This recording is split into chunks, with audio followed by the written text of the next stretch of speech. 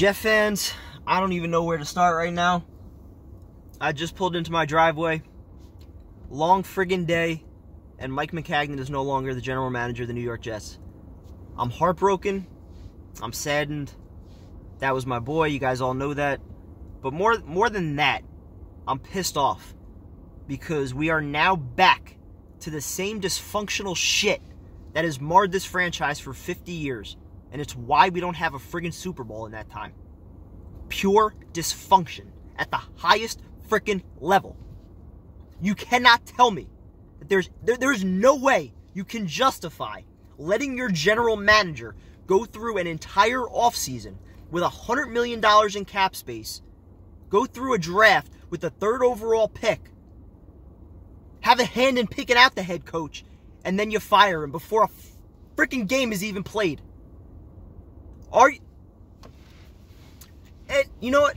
How are people happy about this, first off? All right, whether you liked Maccagnan or not, that's irrelevant. Whether you thought he should have been fired or not, that's irrelevant, okay? We can go back and forth all day on that, all right? We've been doing it for the last 2 years, all right? Some people don't think his mid-rounds have been enough to keep his job. Fair, all right? He's had some bad picks. He's had some bad signings. Nobody denies that. But you also can't deny Sam Darnold, Jamal Adams, Marcus May, Chris Herndon, plenty of other draft picks over the last 2 years that are forming the foundation of this team. Everything was about 2019, having the cap space to make some moves to get this thing over the hump while your rookie quarterback is on his rookie deal. All right? So now we go through free agency. We have an offseason that everybody loves. Every analyst out there praising the Jets. Watch out for them this year. Playoff caliber team. Le'Veon Bell, C.J. Mosley, get arguably the best player in the draft, Quinnen Williams. But no, that's not enough for Adam Gase, right? All right, because if you're listening to all the reports and all the rumors out there, basically what it seems like is this. Adam Gase didn't want to pay Le'Veon Bell top dollar, didn't want to pay C.J. Mosley top dollar, so he doesn't get his way. And then even though he said in his intro presser that he didn't want anything to do with personnel decisions, now he's leaking shit to all of his sources out there who now cause a rift and say, oh, these guys aren't getting along. He knew what would happen. He knew how his owners would react. He knew exactly what he was freaking doing. It was a power play that he executed perfectly to get what he wanted. And now he's interim GM. He's already traded Darren Lee for a 6th-round pick. And now he's going to have his own GM, probably Joe Douglas from Philly, heading things. All right? He knew exactly what the frick he was doing. Don't try and tell me anything else. It is a sleazy slimeball move from Adam Gase. And you know what? It'll all be forgotten if the Jets win games. Nobody will care that Adam Gase did this. Nobody will care about Mike Maccagnan if the Jets win games and go to the playoff this year. But you better bet your ass that Adam Gase better be in the playoffs this year. You could bet your ass Sam Darnold will be a top quarterback this year. If not, Adam Gase, you better get the hell out. Because who the hell are you at 23 and 25 or whatever the hell you are to be making a power play like, who the hell are you? What have you done? What have you accomplished in your career to have the balls to do something like this? Again, we can go back and forth all day about Mike Maccagnan's resume and whether or not he deserved to stay. All right, I thought he did. You draft a franchise quarterback the year after you draft Jamal Adams, and oh, by the way, Todd Bowles, has no clue what he's doing. We have 3 offensive coordinators in 4 freaking years. We have no offensive identity. Obviously, Maccagnan could have picked some better players for him, but let's not act like Bowles would have known what to do with them. He has no freaking clue.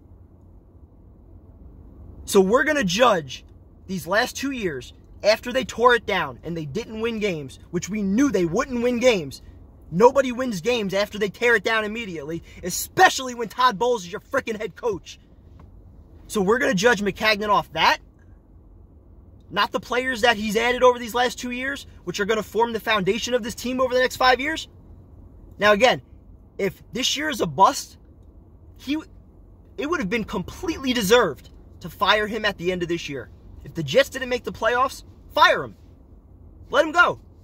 Or even better, if you had any doubt at all going into this year, do not give him $100 million to spend. Do not let him handle the draft. But they did. Chris Johnson went on and on and on that he liked Maccagnan's plan. He liked what he was doing. You don't say that shit and then fire the GM 2 weeks later.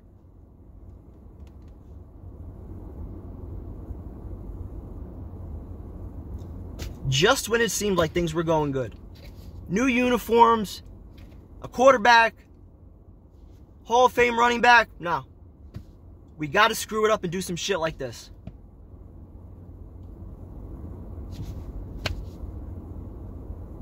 And again, if next year, if 2019 is a bust, it would have been completely deserved to fire Mike Maccagnan. Doing it now. What if they're good next year? Who gets the credit for that?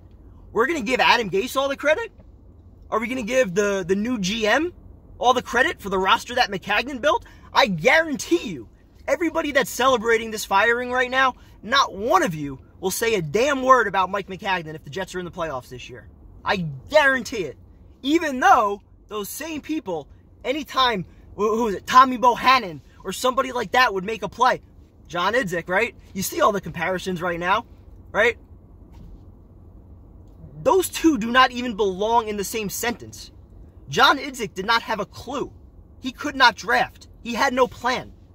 Maccagnan actually had a plan. And he could actually draft well, at least in the first round. You could argue his mid-rounds, even though he does have starting players in those mid-rounds. Marcus May, Jordan Jenkins, Chris Herndon, Brandon Shell, other guys that haven't been given a chance in the 6th round. Right? And the talk's all about now, that Chris Johnson didn't like the way he worked with certain people in the building. He wasn't able to cultivate relationships like that. He wasn't a strong negotiator in trades or dealing with agents.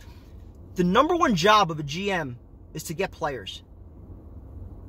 And again, we could go back and forth. Has he gotten enough? Some might say yes, some might say no. It's a fair argument to have.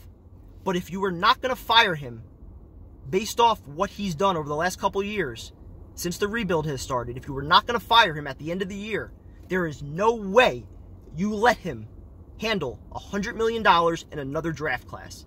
That is pure incompetence. And to let him do it and then fire him right after, it's a joke, man. It is a joke. Adam Gase, the pressure is all on you now. Jay said it best on Twitter. If the Jets win this year, they're a good team. Adam Gase will be a hero. We'll all forget about Maccagnan. Never have to talk about him again. It'll be an afterthought. If this year is a bust, Gase should be gone after year 1. If this year is a bust, after the shit that he's just pulled, I'm sorry. We've gone 4 years without leaks in this building, and now because he doesn't get his way with Le'Veon Bell and C.J. Mosley, 2 guys that are in their prime, elite players, but because he's upset that we paid them a little bit more money than he wanted to, while our quarterback's on his rookie contract, he's going to start telling shit to his sources and spreading that shit? Are you kidding? That is such a sleazy-ass move. But again, it worked. He got what he wanted. He's interim GM. He's got his GM coming over. Those two are going to work together. And again, I hope, all right, I'm not like other people who wanted Maccagnan fired, and even when he drafted Adams, drafted Darnold, we found every excuse in the book to try and knock him down because we were already set that we hate Maccagnan and we want him fired. So we wouldn't give any praise. I'm not going to be like those people. All right, I'm not going to be like that. New GM comes in, I'm a Jet fan. I want to win. I don't give a shit who the GM is. I want to win. I want a Super Bowl. Whoever comes in, I want them to do a great job. But man, you better believe, I liked what we were doing. I liked the direction we were heading. If Gase and whoever he brings in take this shit backwards, oh my God. It'll be another 10 years before we're good again. And they'll ruin Sam. Praying that doesn't happen.